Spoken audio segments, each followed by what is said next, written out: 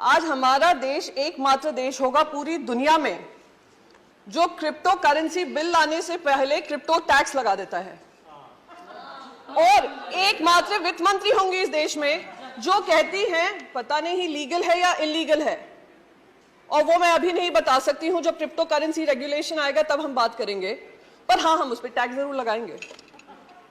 हम उस पर टैक्स भी लगाएंगे, हम उस पर टीडीएस भी लगाएंगे।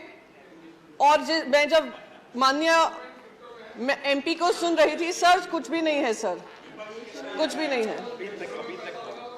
हाँ, जरूर लगा दूंगी सर, अगर आपकी अनुमति होगी। वित्त मंत्री बता दो दे लीगल है या इलीगल। जी, तो मैं यहाँ पर बस ये बात कहना चाहूंगी सर कि हमारा टैक्स भी लग गया उस पर, हमें ये भी नहीं पता कौन सा स्टेटस है उसका, एसेट क्लास है, क्या क्लास में उसके अंतर्गत किया गया है। जिस तरीके से बताया गया इस पर टैक्स लगाओ, टैक्स लगाओ, टैक्स लगाओ और बढ़ाओ, क्योंकि बाकी सारे देश कर रहे हैं, उससे मुझे ध्यान आता है, और शायद सभी को ध्यान होगा, जब देश में कंप्यूटर आया था, देश में जब कंप्यूटर आया था तो हमारा ये विपक्ष ही था जो बैलगाड़ी लेकर बाहर आकर अपोज कर रहा था, कहा था लाखों लाखों युवा बेरोजगार हो जाएंगे, बेरोजगारी चरम सीमा पे बढ़ जाएगी, ये सरकार युवा विरोधी सरकार है। और क्या हुआ? कंप्यूटर आने के बाद अगर किसी देश को सबसे ज्यादा फायदा हुआ, देश के युवाओं को फायदा हुआ, वो भारत के बच्चों को फायदा हुआ। आज हम लोग बड़े बड़े लीडरशिप रोल्स में हैं, दुनिया भर में लीडरशिप रोल्स में हैं, तो उसका फायदा हमारे युवाओं को हुआ। तो बार बार ये कहना कि ये जो है बहुत ही गंदी चीज हो रही है, बहुत ही गलत चीज हो रही है क्योंकि हमें नहीं समझ में आ रही है, तो ये गंदी ही होगी। ये बिल्कुल मुझे वो बात याद आती है कि बच्चों से कहा जाता है बचपन से ही, और हमारे भारत में ये विशेष करके होता है, तुम अगर इंजीनियर बनोगे, डॉक्टर बनोगे या आप चार्टर्ड अकाउंटेंट बनोगे, वही करियर होते हैं, बाकी सारे करियर गलत होते हैं। और अगर वो करियर गलत है, कोई और कुछ चूज करना चाह रहे हैं, तो उनको रोक जाने की कोशिश की जाती है। अगर रोकते नहीं है तो कहते हैं हम घर के बाहर निकाल देंगे।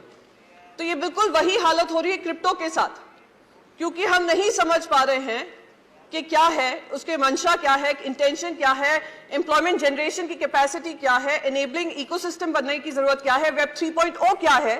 तो इसलिए हम उसको टैक्स भी करेंगे और हम उसका क्रिप्टो रेगुलेशन भी नहीं निकालेंगे। सर, मैं एक चीज यहाँ पर बहुत इंपॉर्टेंट, दूसरी चीज यहाँ पे कहूंगी। मैंने आपको कंप्यूटर का उदाहरण दिया, ऐसे ही इंटरनेट जब आया था, देश में ही क्या दुनिया में, हर डिस्ट्रप्टिव टेक्नोलॉजी आपको भी डिस्टर्ब करेगी, पॉलिसीज को डिस्टर्ब करेगी, और हमारी जिम्मेदारी बनती है कि हम उस टेक्नोलॉजी के आगे बनकर एक रेगुलेटरी फ्रेमवर्क बनाएं और इससे हम घबराएं नहीं।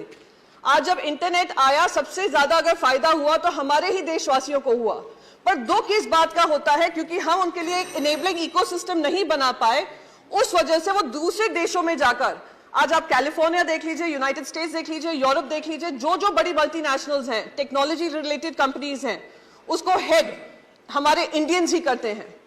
तो आज वही टैलेंट अगर हमारे देश में ऐसी कंपनीज बनाता तो क्या हमारे देश को फायदा नहीं होता? Sir, I will just conclude with just one last bit कि sir, we are living in the world of web 3.0.